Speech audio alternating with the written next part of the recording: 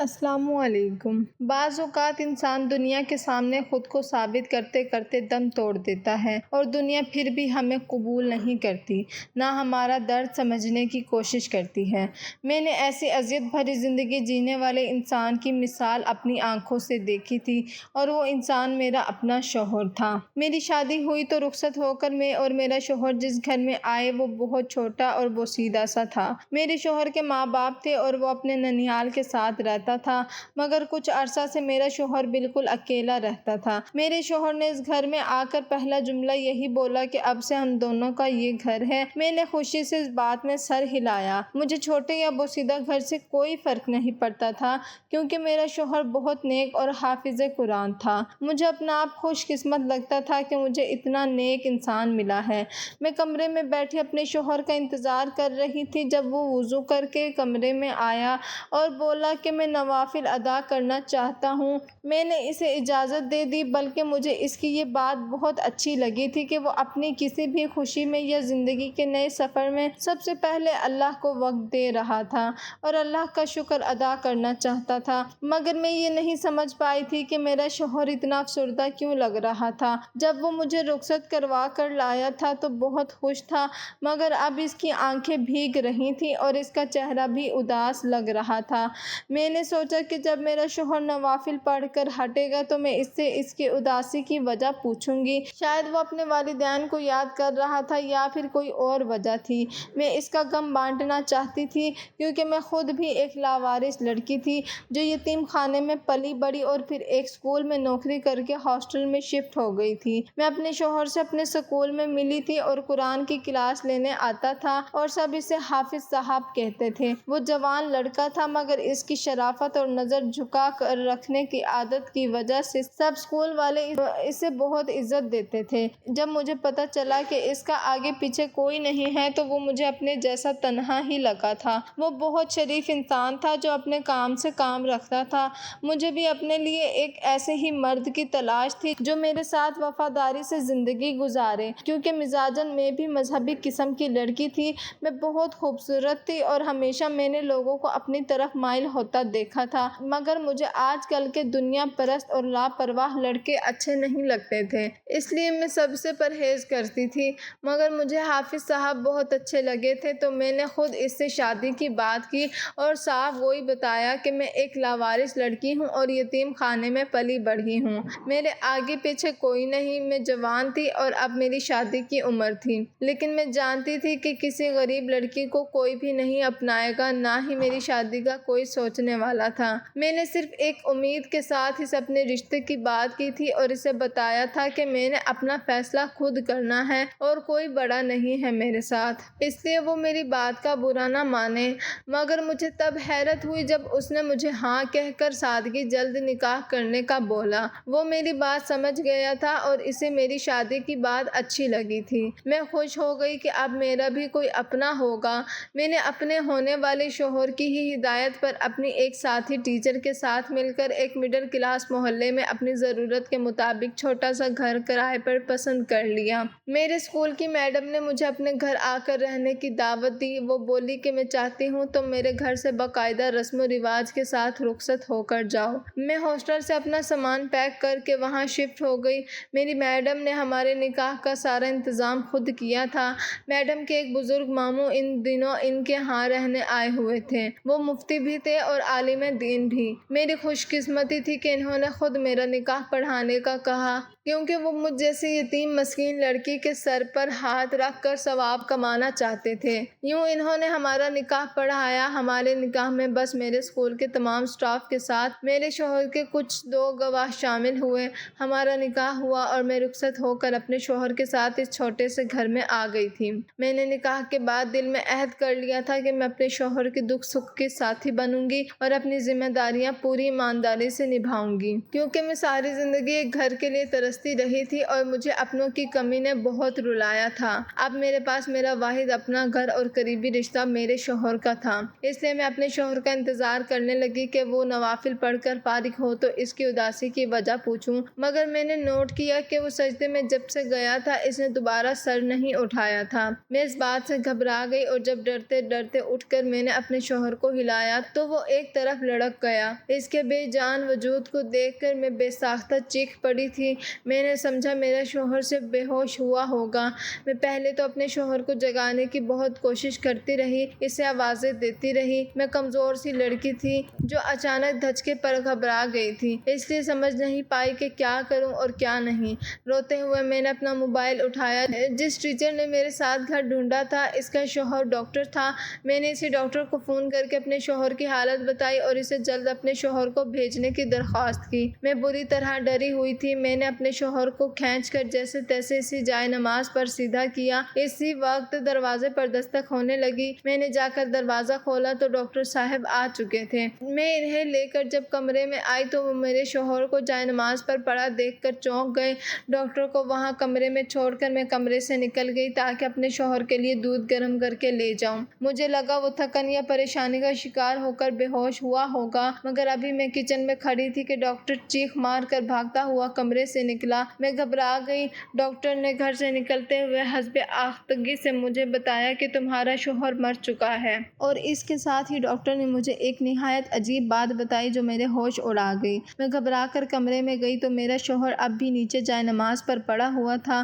میں چیخ چیخ کر رونے لگی۔ میرا گھر بننے سے پہلے ہی ٹوٹ گیا تھا۔ مجھے لگا میں ہی منحوس ہوں جس کا ہر رشتہ اس سے دور ہو جاتا تھا۔ میں پوری رات اپنے شوہر کی میت کے پاس اکیلی بیٹھی روتی رہی اور اپنا ہر سنگھار بھی نوچ ڈالا۔ میں نے کبھی اپنی زندگی یا حالات پر گلہ شکوہ نہیں کیا تھا، نہ میں اللہ سے ناراض ہوتی تھی کہ میں یتیم خانے میں کیوں پلی بڑھی، نہ میں لوگوں سے ہمدردی لیتی تھی، بلکہ مجھے لگتا تھا کہ میں بہت لوگوں سے اچھے حال میں رہی، میری عزت محفوظ رہی اور مجھے کبھی ایسے ویسے یا برے حالات کا سامنا نہیں کرنا پڑا۔ مگر پہلی بار آج میں چیخ چیخ کر رو رہی تھی اور بین ڈال رہی تھی۔ میرا اپنے شوہر سے کوئی برسوں پرانا رشتہ یا کوئی دلی لگاؤ نہیں تھا، مگر وہ میرا شوہر بن چکا تھا اور میرے دل میں اس کے احترام کے ساتھ انسیت بھی پیدا ہو گئی تھی۔ مگر قسمت میرے ساتھ بہت برا کھیل کھیل رہی تھی۔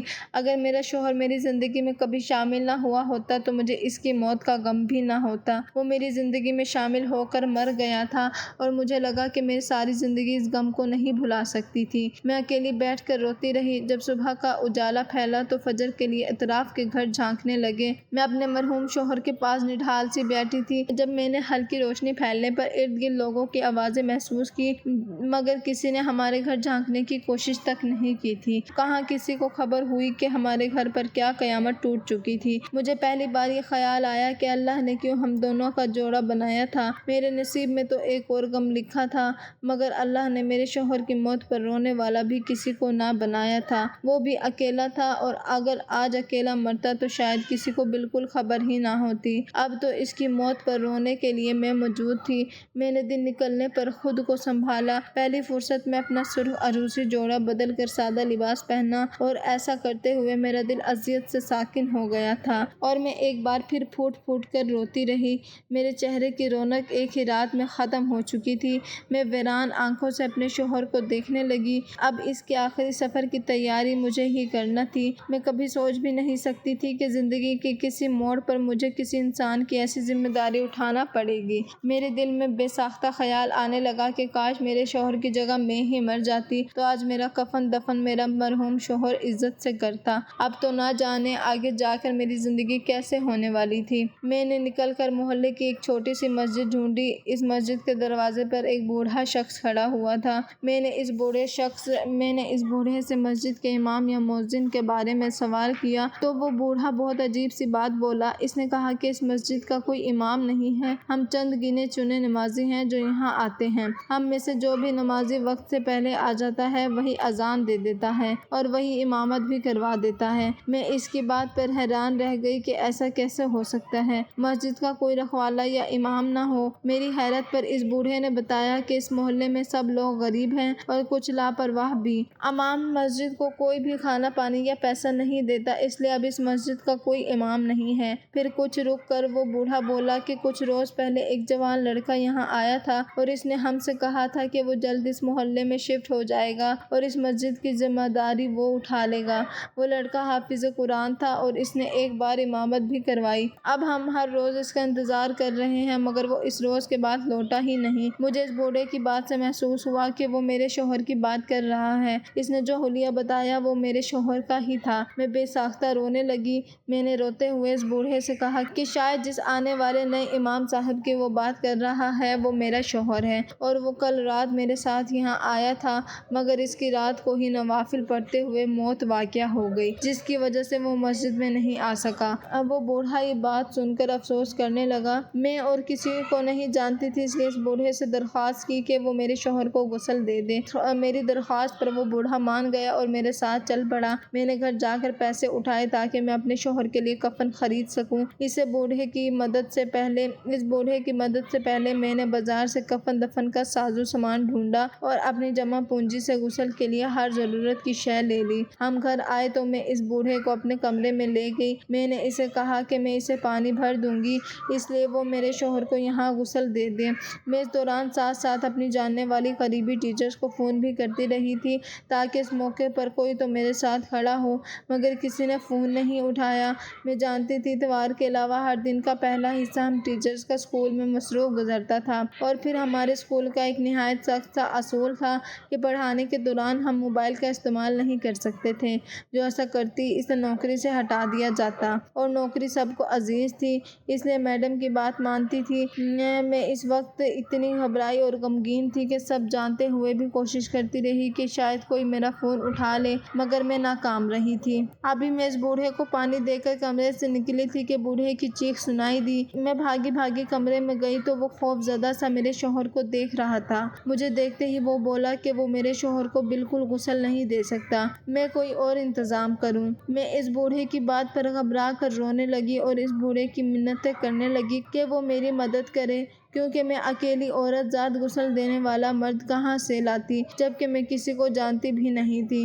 مگر میرے رونے اور منتیں کرنے پر بھی اس بوڑھے نے مجھے صاف انکار کر دیا اور بالکل وہی بات دہرائی جو رات کے وقت میرے شوہر کا چیک اپ کرتے ہوئے ڈاکٹر نے کی تھی۔ میں حیرت سے گم کھڑی تھی کہ آخر یہ سب کیا ہو رہا تھا۔ وہ بوڑھا بھی گھر سے نکل کر چلا گیا۔ میں حیران پریشان سی بیٹھی تھی۔ اس ڈاکٹر اور بوڑھے کی عجیب سی بات پر مجھے بالکل یقین نہیں تھا مگر دو الگ الگ افراد نے ایک ہی بات کی تھی اس لیے شک کی کوئی گنجائش بھی باقی نہیں رہتی تھی۔ مجھے یہ محسوس ہونے لگا کہ اگر ایسا ہی چلتا رہا تو میرے شوہر کو غسل کون دے گا اور میں کیسے اس کے جنازے کا بندوبست کروں گی۔ مجھے اپنے مرحوم شوہر پر ترس آنے لگا جس کے ساتھ ایسا ہو رہا تھا۔ کوئی بھی اس کی مدد کرنے کو تیار نہ تھا۔ میں نے روتے ہوئے دل میں عزم کیا کہ میں اس آخری فرض کو بھی خود نبھاؤں گی اور اپنے شوہر کو خود غسل دوں گی۔ مجھے غسل دینا بالکل نہیں آتا تھا نہ ہی میں یہ جانتی تھی کہ کوئی عورت اپنے شوہر کو خود غسل دے سکتی ہے یا نہیں مگر میں اس وقت صرف اپنے شوہر کی مدد کرنا چاہتی تھی۔ میں اسے اس کی دنیا میں باقی آخری لمحوں کو یوں لاوارث اور اکیلا نہیں چھوڑ سکتی تھی۔ میں اس وقت کمرے میں گئی۔ بوڑھے کی مہربانی سے سارا سامان اور پانی تیار ہو چکا تھا، اب صرف مجھے غسل دینا تھا۔ میں نے آگے بڑھ کر جب اپنے مرحوم شوہر کے جسم سے کپڑا ہٹایا تو میری رونگٹے کھڑے ہو گئے اور میرے لبوں سے بے ساختہ سسکی نکلی تھی۔ میں پھٹی پھٹی آنکھوں سے اسے دیکھتی رہی، بے دم ہو کر پیچھے کو گر گئی اور میری حالت اتنی خراب ہونے لگی کہ میرے لیے زمین سے اٹھنا بھی مشکل ہو گیا۔ میں زندگی میں کبھی ایسا منظر نہیں دیکھا تھا۔ میں اپنے چہرے پر ہاتھ رکھتی پھر سے رونے لگی۔ میرا دوسرا لمحہ میری زندگی کو مشکل ترین کرتا جا رہا تھا اور میری اذیت میں اضافہ ہوتا جا رہا تھا۔ نہ جانے کتنی دیر تک میں وہاں بیٹھ کر روتی رہی۔ مجھے ہوش تب آیا جب میرے موبائل پر مسلسل کالز آنے لگی۔ میں نے روتے ہوئے اٹھ کر موبائل فون اٹھایا تو وہاں ان سب ٹیچرز کی کالز تھیں جن کو میں فون پر فون کرتی رہی تھی۔ میں نے وقت دیکھا تو گھڑی میں 2 بج رہے تھے۔ وقت تیزی سے گزر رہا تھا مگر مجھے وہ وقت ایسا لگا جیسے میں 1 سال سے اس اذیت میں مبتلا بیٹھی ہوں اور میرا غم اب مجھ سے برداشت نہیں ہو رہا تھا۔ اوپر سے یہ جو نیا مسئلہ کھڑا ہو چکا تھا، اس کے بعد کوئی میرے شوہر کو غسل نہ دیتا اور میں اپنے شوہر کو دیکھنے کے بعد ابھی تک ہوش میں ہی نہیں آ رہی تھی کہ خود اٹھ کر غسل دیتی۔ میں نے پھر سے آتی ایک ٹیچر کی کال اٹینڈ کر کے موبائل کان سے لگایا اور روتے ہوئے بولی کہ مس میرے شوہر کی موت ہو گئی ہے، خدا کے لیے مجھے سہارے کی ضرورت ہے، مگر میں اس وقت بالکل اکیلی ہوں اور بہت مشکل کا شکار ہوں۔ میں ایک ہی سانس میں روتی چلی گئی تھی۔ وہ ٹیچر میری بات سن کر بوکھلا گئی اور افسوس سے بولی کہ یہ کیسے ہوا؟ ابھی کل ہی تو تمہاری شادی ہوئی تھی اور تمہارا شوہر بالکل ٹھیک تھا۔ وہ مجھ سے افسوس کا اظہار کرنے لگی اور پھر مجھے تسلی دیتی ہوئی بولی کہ میں ابھی اسکول میں ہی ہوں اور میرے ساتھ باقی سب ٹیچرز بھی موجود ہیں، کیونکہ آج ایک بہت ضروری میٹنگ تھی جس کی وجہ سے چھٹی کے بعد بھی سب کو رکنا پڑا۔ میں سب کو بتاتی ہوں، ہم تھوڑی ہی دیر میں تمہارے گھر پہنچ جائیں گے۔ اس ٹیچر کی وجہ سے مجھے بہت قدرداری ملی تھی۔ گھر کا پتہ وہی ٹیچر جانتی تھی جس کا شوہر ڈاکٹر تھا، اس لیے انہیں آنے میں کوئی مسئلہ نہ ہوتا۔ میں نے اٹھ کر آنکھیں بند کر کے جیسے تیسے اپنے مرحوم شوہر کے وجود پر چادر پھیلا دی اور اپنی ساتھی ٹیچرز کا انتظار کرنے لگی اور وقت میرے لیے قیامت جیسا تھا۔ مجھے یاد آیا کہ میں نے اگلے روز پہلے سے ہی گھر پر سب کی دعوت کرنے کا سوچ لیا تھا اور اپنے شوہر سے بھی مشورہ کیا تھا۔ ہمارا حلقہ احباب بہت بڑا نہیں تھا، اس لیے میں نے اپنے جاننے والوں کو گھر پر ہی ولیمہ دینے کا سوچا تھا، مگر اس سے پہلے ہی میرے شوہر دنیا سے چلے گئے۔ میں اپنی شادی کا سوچ سوچ کر رونے لگی۔ اپنے ہاسٹل سے سامان اٹھا کر لاتے ہوئے میں بہت خوش تھی اور سب سے مل کر اپنی شادی کا بتایا تھا اور کہا تھا کہ میں اپنے گھر میں رہوں گی، مگر اس گھر میں شاید میرا بس اتنا ہی وقت لکھا تھا۔ میں اپنی زندگی کے بارے میں سوچ سوچ کر دکھ سے رو رہی تھی۔ اتنے میں سب میری ٹیچرز پہنچ گئیں۔ ان سب کو دیکھ کر میں بے ساختہ اونچی آواز میں رو پڑی۔ گھر کے چھوٹے سے صحن میں میرے تڑپ کر رونے کی ایسی آوازیں گونجی تھی کہ ارد گرد محلے والے بھی متوجہ ہونے لگے اور کچھ ہی دیر بعد میرے گھر میں محلے کی عورتیں جمع ہو گئی۔ تب انہیں خبر ہوئی کہ ایک روز پہلے اس گھر میں کوئی دولہا دلہن شفٹ ہوئے تھے اور آج اس لڑکے کی موت بھی ہو گئی تھی۔ یہ ایسا غم تھا کہ سب لوگ بے ساختہ افسوس کرنے لگے۔ گھر کے صحن پر مرد بھی جمع ہو گئے تھے۔ مردوں نے ہی صحن میں چارپائی ڈال کر میرے شوہر کو اس پر لٹا دیا۔ میں چیخ چیخ کر رو رہی تھی، بول رہی تھی کہ کاش آج سب لوگ ہمیں مبارک دینے کے لیے جمع ہوئے ہوتے، مگر ایسا نہیں ہوا اور آج ہر کوئی آ کر مجھ سے ملتے ہوئے میرے شوہر کی جوان موت کا افسوس کر رہا تھا۔ میں رو رو کر بے حال ہو چکی تھی۔ یکدم میرا دل ویران سا ہونے لگا اور میں سب کچھ بھلائے نیم بے ہوش سی ہو گئی۔ اب مرحلہ میرے شوہر کو غسل دینے کا تھا، مگر سب مرد خاموشی سے کھڑے تھے کیونکہ وہ سب بالکل ان پڑھ اور انجان مرد تھے۔ ان کی اموات پر غسل دینے والے لوگ آتے تھے اور آج کوئی میسر نہیں تھا۔ میں سمجھ نہیں پا رہی تھی کہ میرے نیک اور شریف شوہر کے ساتھ ایسا کیوں ہو رہا تھا۔ وہ حافظ قرآن تھا اور سجدے کی حالت میں اس کی موت ہوئی تھی، مگر حالات دیکھ کر ایسے لگ رہا تھا جیسے اللہ نے اس کے غسل کی اجازت ہی نہیں دی تھی، کیونکہ جو ایک بوڑھا اس کا غسل دینے کو تیار ہوا تھا وہ بھی ایسا بھاگا تھا کہ دوبارہ میرے گھر پر نظر نہیں آیا۔ دن ڈھل رہا تھا اور لوگ تعصب سے سرگوشیاں کرتے وہی صحن میں بیٹھے انتظار کر رہے تھے کہ میرے شوہر کا کیا ہوگا، کون اسے غسل دے گا اور کب اس کا جنازہ ہوگا۔ میری میڈم بھی میرے گھر آئی ہوئی تھی اور ساری بات جان کر میرے پاس آئی اور بولی کہ میرے ماموں اب بھی میرے گھر پر موجود ہیں۔ میں ان کا نام نہیں لے رہی تھی کیونکہ ان کی طبیعت بہت خراب تھی، مگر اب میں مزید یہ بات نظر انداز نہیں کر سکتی۔ مرحوم حافظ صاحب کا غسل اور کفن دفن کرنا بھی ضروری ہے۔ تم فکر مت کرو، میں جا کر اپنے ماموں کو خود گاڑی میں لے کے آتی ہوں۔ میڈم کی بات پر میں ان کی شکر گزار ہونے لگی۔ واقعی میرا دل اب بری طرح گھبرا رہا تھا کہ شاید میرا مرحوم شوہر ایسے ہی پڑا رہے گا، مگر اسے جنازہ یا غسل نصیب نہیں ہوگا۔ میں روتے ہوئے دل ہی دل میں اللہ سے دعا کرنے لگی، اب میرے شوہر کی مشکل آسان ہو جائے گی اور اسے عزت سے آخری گھر میں جا کر سونا نصیب ہوگا۔ میڈم کچھ دیر بعد لوٹی تو ان کے ساتھ ان کے ماموں بھی موجود تھے۔ اس بزرگ نے سب کو ہٹا کر اکیلے ہی میرے شوہر کو غسل دیا تھا اور تب کوئی بھی مسئلہ درپیش نہیں آیا۔ غسل کے بعد اسی بزرگ نے نماز جنازہ پڑھائی اور وقت پر میرے مرحوم شوہر کو جا کر دفنا دیا تھا۔ میں غم سے نڈھال پڑی ہوئی تھی۔ یہ میری زندگی کا پہلا رشتہ تھا جسے میں نے محسوس کیا تھا اور خود چنا تھا، مگر وہ رشتہ بھی مجھ سے چھن چکا تھا۔ میڈم مجھے اپنے ساتھ چلنے کا بولتی رہی، مگر میں کچھ دن مزید اس گھر میں رہنا چاہتی تھی۔ میں نے اس گھر میں رک رک کر ہر لمحہ تصور کیا تھا کہ اگر ہم شادی شدہ ہوتے اور میرا شوہر زندہ ہوتا تو ہم کیسے اپنی سادہ سی زندگی بسر کر رہے ہوتے۔ مجھے اس گھر میں ابھی دوسرا دن تھا کہ روز دروازے پر کوئی بوڑھی آتی اور میرے شوہر کے بارے میں پوچھنے لگتی۔ میں نے اس عورت کو اپنے شوہر کی موت کا بتایا تو وہ لڑکھڑا گئی اور روتے ہوئے میرے شوہر کو پکارنے لگی۔ میں نے اس بوڑھی کو اندر لے جا کر بٹھایا، پانی پلایا۔ کچھ دیر وہ عورت روتی رہی اور جب سنبھلی تو مجھ سے بولی کہ میں تمہارے مرحوم شوہر کی نانی ہوں۔ ماں اس کے بچپن میں مر گئی تھی اور باپ نے کبھی پلٹ کر بیٹے کو دیکھا تک نہیں تھا۔ میں اس کی ماں اور باپ بن گئی۔ اس کا بچپن میری گود میں گزرا تھا۔ بڑا ہوا تو میرے بہو بیٹوں سے اس کا وجود برداشت نہیں ہوا۔ میری بہویں ہر وقت اسے مارتی اور سزائیں دیتی تھیں مگر وہ مجھ سے چھپا رہتا تھا۔ اسکول وہ میری وجہ سے جاتا تھا مگر صرف 8ویں جماعت تک پڑھ سکا۔ پھر اسے میرے بیٹوں نے گھر بٹھا لیا اور چپ چاپ مسجد سے قرآن حفظ کرنے لگا۔ ہر وقت سزائیں جھیل کر اس کا جسم نشانات سے بھر چکا تھا۔ مگر قیامت تو تب ٹوٹی جب ایک روز اس پر میری بہویں بدکاری کا الزام لگا کر اسے مارنے لگیں۔ وہ رو رو کر اپنی بے گناہی کا یقین دلاتا رہا مگر میرے ظالم بیٹوں نے اس کی بات کا یقین نہیں کیا اور میری بڑی بہو کے ہاتھ میں تب گرم گھی کی کڑھائی تھی، اس نے وہی اس پر الٹ دی۔ وہ درد سے چیخ رہا تھا۔ میں بے بسی سے اسے بچانے کی کوشش کر رہی تھی مگر جب اس پر گرم تیل الٹایا گیا تو میرا دل ایک جھٹکے سے بند ہونے لگا۔ میں تکلیف میں مبتلا ہوتی زمین پر بہہ گئی۔ میرے بیٹے مجھے ہسپتال لے گئے اور پیچھے میری بہوؤں نے اسے اسی حال میں دھکے دے کر گھر سے نکال دیا۔ وہ زخمی وجود کے ساتھ مسجد میں رہنے لگا۔ نہ اس نے اپنی تکلیف کا کسی کو بتایا نہ اس کا علاج ہوا۔ بہت عرصے بعد اس کا مجھ سے رابطہ ہوا تو اس نے بتایا کہ وہ حافظ قرآن بن چکا ہے اور اب لوگوں کو قرآن پڑھاتا ہے۔ میں بہت خوش ہوئی مگر کچھ دن پہلے اس نے مجھے فون کر کے بتایا کہ اس نے شادی کر لی ہے اور وہ مجھے اپنے ساتھ رکھنا چاہتا ہے۔ اب میں بیمار رہتی ہوں اور دواؤں پر میرا گزارا ہوتا ہے، اس لیے اس پر بوجھ نہ بننے کی سوچ کر میں نے صاف انکار کر دیا۔